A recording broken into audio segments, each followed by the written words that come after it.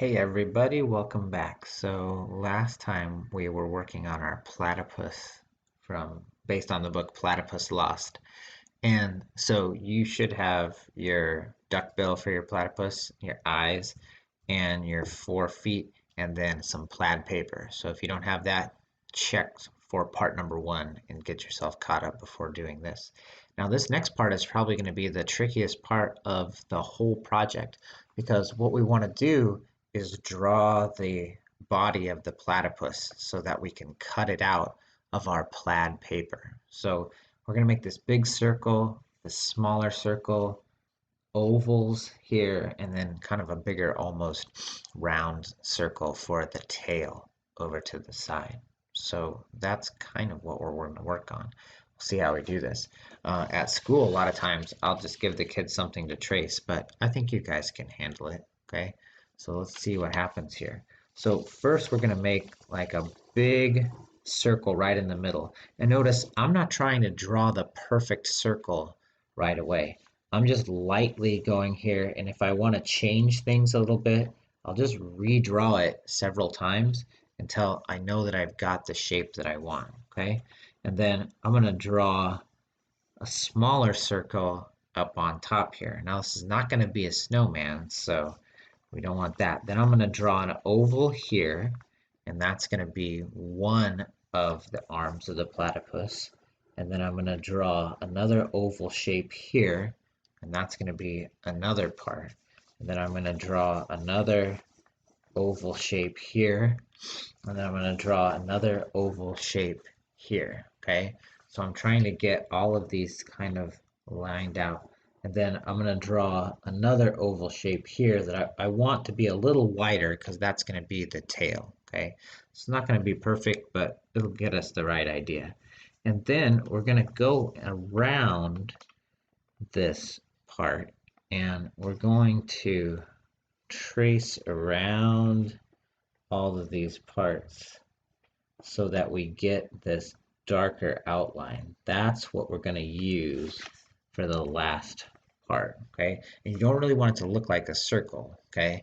So you want it to be kind of looking something like this. Again, this is the trickiest part to get, so if you need some help from your mom or dad or somebody, an older brother and sister who can help work on this a little bit, that's fine. But maybe you'll do just fine on your own too, okay? And you'll get it as close as possible. So that is on the back of our plaid paper. So now we'll grab our scissors and we'll go ahead and cut that out. Remember, you want this to all to be one piece, so don't be going inside of these lines, okay? So that darkest outline that you made, stick to that line, okay? When in doubt, don't cut something. You can always go back later and make things a little smaller if you want to. So I would always think about making things a little bit thicker or wider than I thought they might need to be, and then I can come back later on and work on it some more and make things a little thinner if I think they should be. Okay, so we're getting that all cut out, and then we'll take a look at what it looks like from the front side and see if we feel like we've got a good basic shape. That's a little too pointy down there for the tail. Let's make that curve a little bit more. Okay, all right, that's not too bad. Okay, so let's see what it looks like if we just add the feet and the hands into this general area, okay? We may have to make some adjustments, okay? We can put them over the top if you want to, okay? Or you can put them underneath, okay? Just kind of depends on the look that you want, okay? Kind of like them on top, I don't know, okay? I'll let you pick that. This one looks kind of bigger than that one, so we'll make that the hand and that the foot, okay? It's kind of up to you. You can decide what you think looks the best, okay?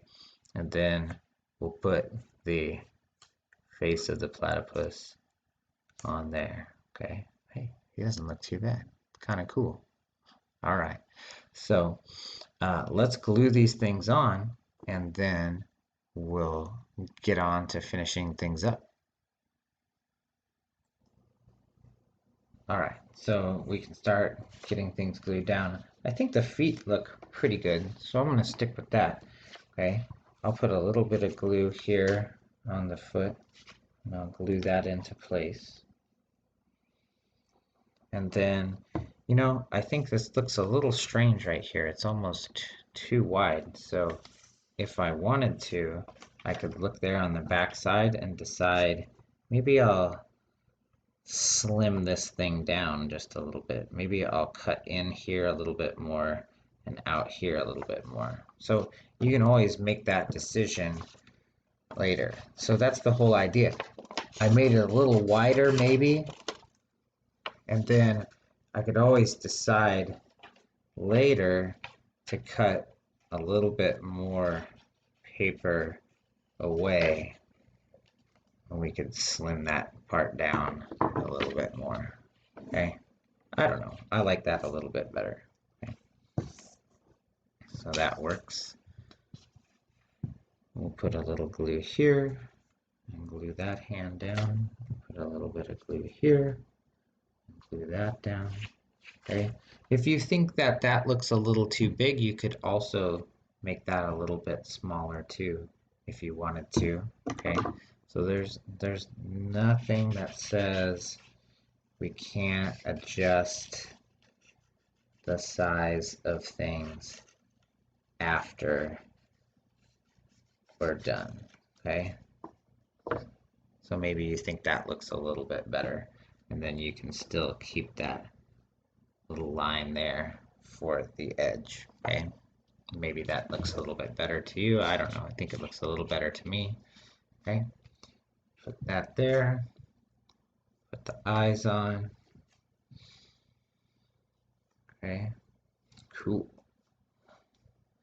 All right, so you might want to make it, get these little curls here on there to give it a little bit more detail. Okay, I'm using what it kind of looks like in the book as an idea. And you could also decide that you wanted to make it look more like a stuffed animal by adding stitching as a pattern around the outside of these things. And then that's just one little detail you can add that helps people know that yes, it's supposed to look like a sewn stuffed animal platypus, okay? Not the actual real life platypus. So you can do this, okay, and give this stitching on here, okay? You could also make the nose, instead of having holes, you could make little X's like they were little stitches too, but that's another way to think about it. So I don't know, I think he looks kind of cool. If you wanted to, here I disappeared, drop my paper on the floor, okay?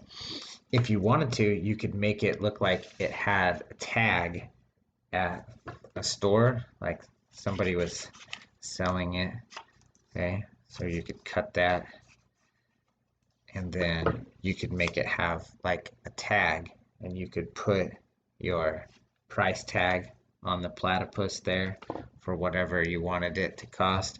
Or a lot of times I'll use that as the name tag for the signature, okay? And then we could glue that onto there so that your platypus had a little tag on it, okay? Maybe you want to grab your hole punch and put a hole punch in there so it looks like a tag, okay? Or decorate the tag with that stitching idea too, so it looks like it belongs to everything, okay? And so, cool. You have your platypus using the plaid pattern and everything cut out. I think it looks pretty cool. So hope you guys had fun with that project. Check back again sometime and do something else with me. All right. Have a good time. We'll see you guys later. Bye bye.